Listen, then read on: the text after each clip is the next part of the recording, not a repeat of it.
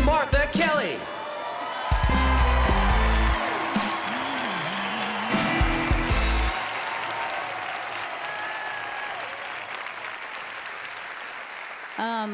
It's really great to be in New Orleans. I live in Austin, but I'm from California, and my whole family is still out there.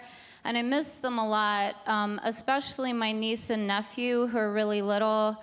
I'm really close to them. When they were babies, I saw them almost every day, and those bonds really changed my life.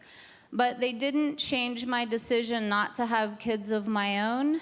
And it's not because I don't think they're great. I love kids and babies, but there's just a big difference between loving babies and wanting to be a parent.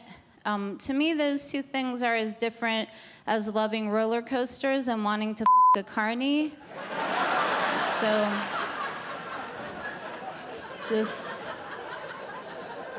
breaking the ice with the F word.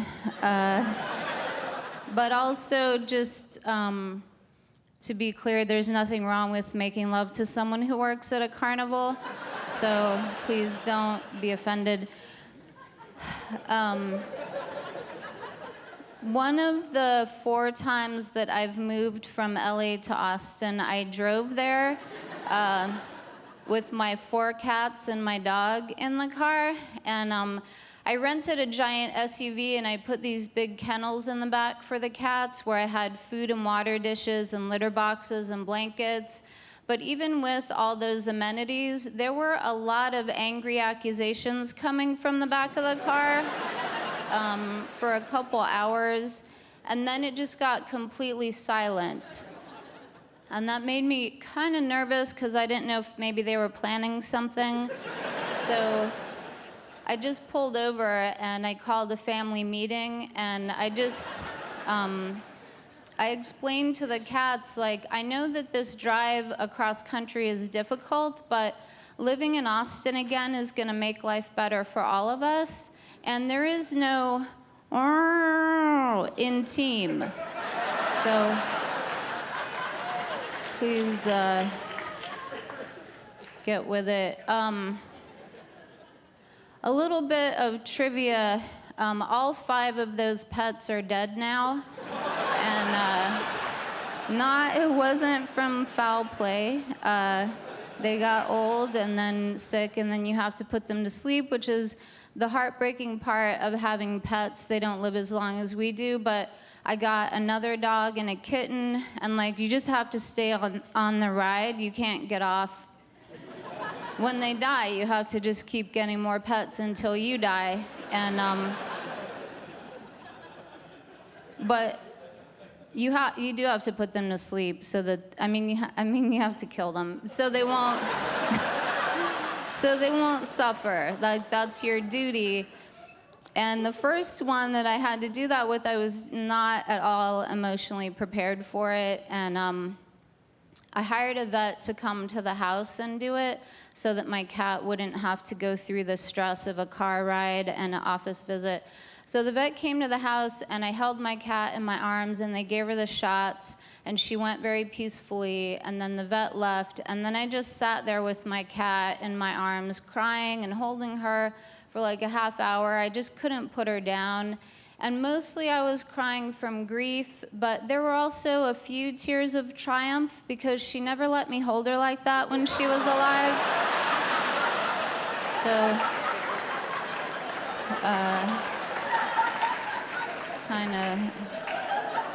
I kind of won that round with her. It doesn't get any easier. The last of those 5 original pets, I had to put her to sleep this past January. She was 19, and I got her when she was just a couple weeks old. It was one of the cats. And again, I had a vet come to the house. It was really hard. It really hit me hard, and it was at least a couple of weeks before I could even bring myself to go through her belongings. But I finally did, and when I was in her section of the closet, I found a letter with my name on it. So I'm just gonna read it. really quickly, if I can unfold it. Excuse me. Okay. Dear Martha, if you found this, it means that I've passed away. I'm sure you're very sad about it, but I want you to know that I had a good life with you, and if I could have, I would have lived with you forever. Please take comfort in the fact that I'm no longer suffering, and know that if there is an afterlife, I will try to find you there. In regards to settling my affairs here on earth, there is one situation I got into that will require your attention. The other day, I overheard you speaking to a vet on the phone about in-home euthanasia, and I misunderstood the nature of that call. While I knew I was on the decline, I thought for a moment that you were making plans to kill the dog as sort of a Make-A-Wish Foundation gift to me. So I rented a party bus with your credit card.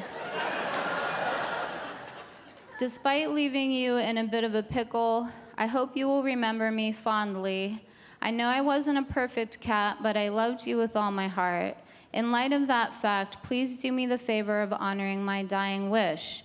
I know you plan to have me cremated, so when you get my ashes back, if it's not too much trouble, could you please throw them in the dog's face? Well, I don't know if I'll honor that. Obviously, I love animals a lot, and I recently have become a vegetarian and also kind of an animal activist. I'm not in PETA, but I have watched Blackfish a bunch of times, and I bring it up at the drop of a hat. And if you haven't seen it, it's a documentary about this killer whale that was captured from the wild when he was a baby. And he's lived in captivity his whole life, and he's killed 3 people. And the last one was his trainer. And he's not the only killer whale in captivity that has attacked trainers. There's another one that killed a trainer.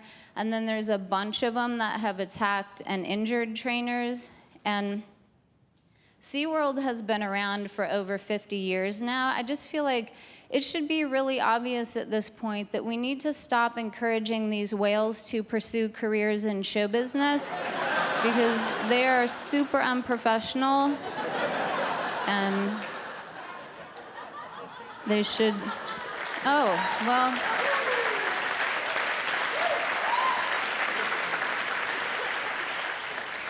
Thanks, guys. I was kind of nervous about taking a drink of water. I was afraid I was going to accidentally throw it in my face, but a little high energy.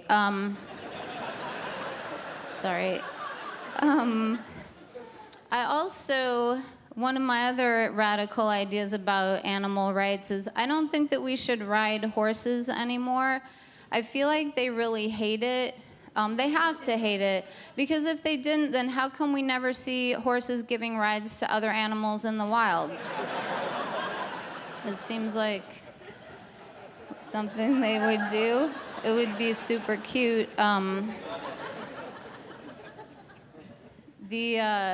Speaking of the Wild West, not really, but just in lieu of a segue, the first time that I moved to Austin, Texas, was in the year 2000. And I moved there and hit the ground running, and I went out drinking and smoking every single night for a year straight. And it was really fun for a while, but after a few months, I started to feel a little bit weird, because before I moved to Austin, I had kind of imagined myself becoming a new person once I lived there. It just had never occurred to me that that person might be Nick Nolte. Bless his heart.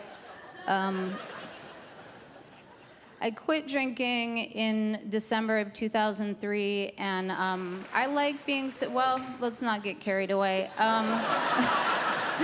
It's fine, like, I'm glad. I like being sober. I'm used to it now, but in the beginning, I did not like it. It was really hard, and for a while, I just hated it. And then after a few months, I realized that since I was no longer spending every night getting drunk and then every day recovering from the hangovers, I had time and energy for stuff I'd never done before, like crying and cussing at strangers.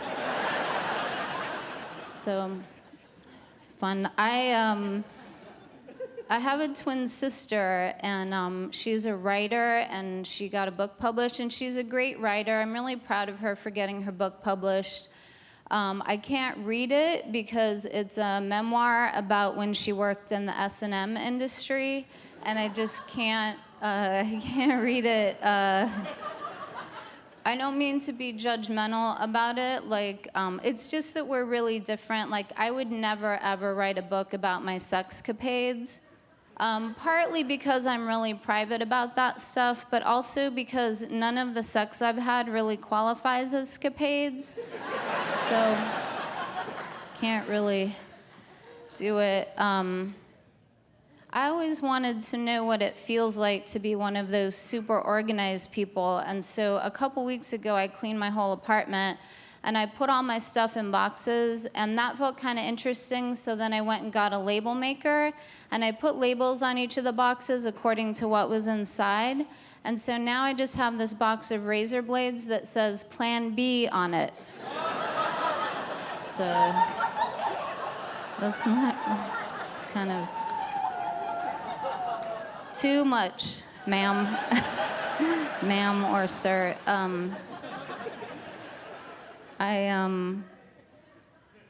The other night I was in the middle of a freestyle TV watching jam session, and I came across my favorite show, which is an infomercial for a product called the Total Trolley.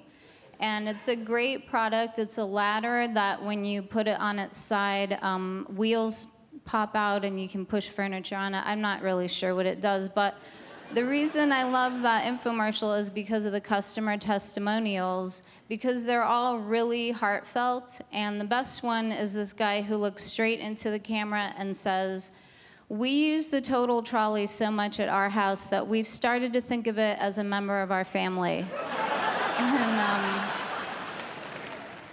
to be honest, I kind of fell in love with him when I saw that, and kind of want to marry him, because I feel like what an open heart that you will accept literally anything into your family.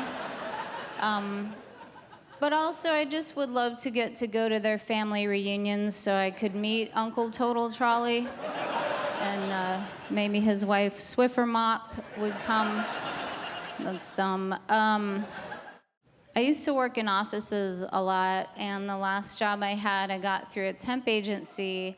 They called me on a Friday and said they had an assignment for me starting the following Monday. And it had been a while since I worked in an office, so I thought I should probably do something over the weekend to prepare to get back into all the typing and filing and phone answering and whatnot. So what I did is I had a friend of mine go with me down to the local swimming pool, and I had him tie me up in a burlap sack and sink me to the bottom of the pool. And then right when I was about to suffocate, he yanked me up and gave me a lunch break. And then, well, guys, well, that's very, very sweet. You might be overreacting. At that job, for one project, the whole basement was just file cabinets. So for one project, they had me go down there, and I filed every day, all day for 2 weeks straight. And at the end of that 2 weeks, it finally occurred to me, I'd probably be better off if I just went ahead and joined a cult. Because at least in a cult, when they suck the life force out of you, they throw in some group sex and a weird haircut. And that's kind of fun. There was a period of time between odd jobs and starting to make a living with stand-up where I thought about changing careers and maybe becoming a motivational speaker. And I had this idea for a seminar that I could give called the Encounters with Depression Power Weekend. And there were going to be 3 classes in it. The first one is called Potato Chips, Friend or Foe. The second one was Going Outside and Other Tales of Courage. And then the last one was called Sleeping It Off. It's never too early to go back to bed. So, well,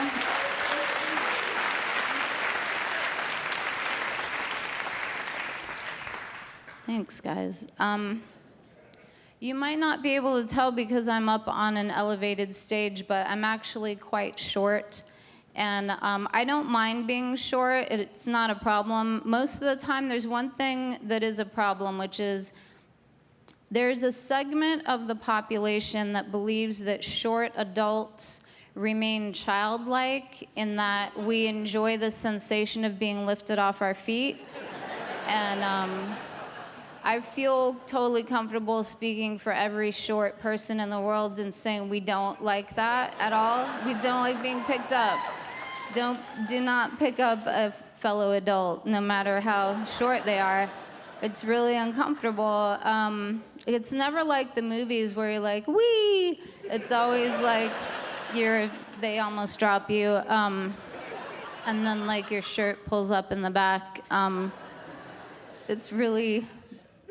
It's actually traumatic when I remember it.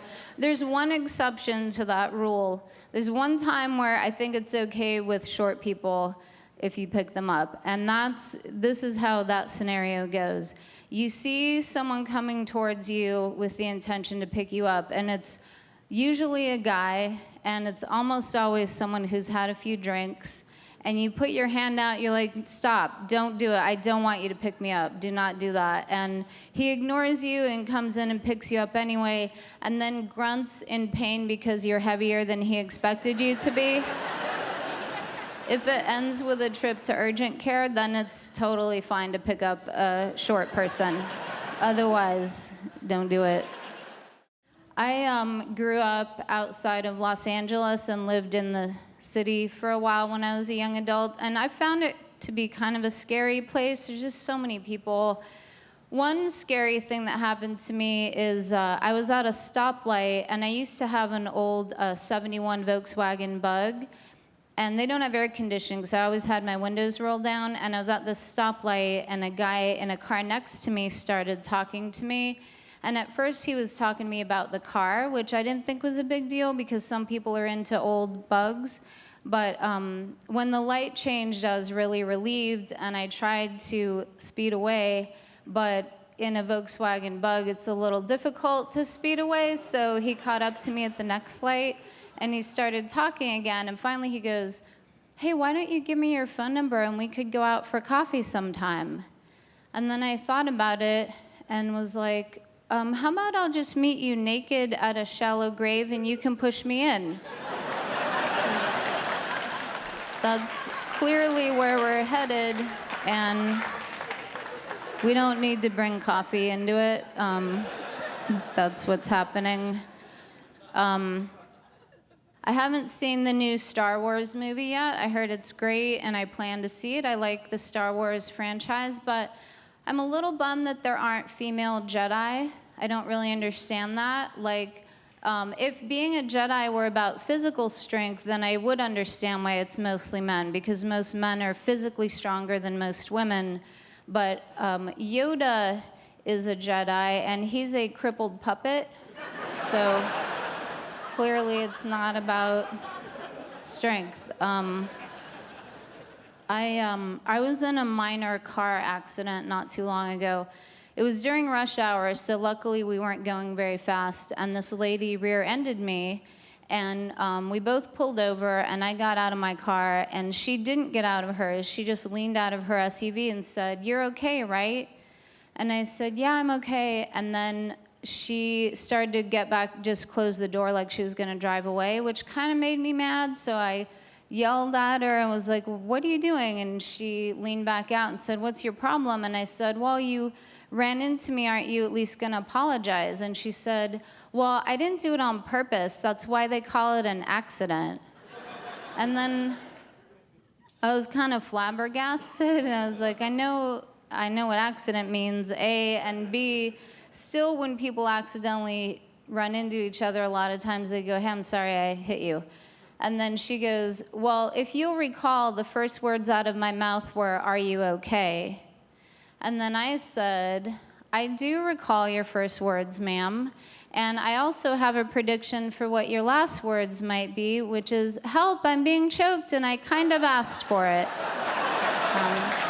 Hey, that's all for me, guys. Thank you so much. I really appreciate it. Thank you.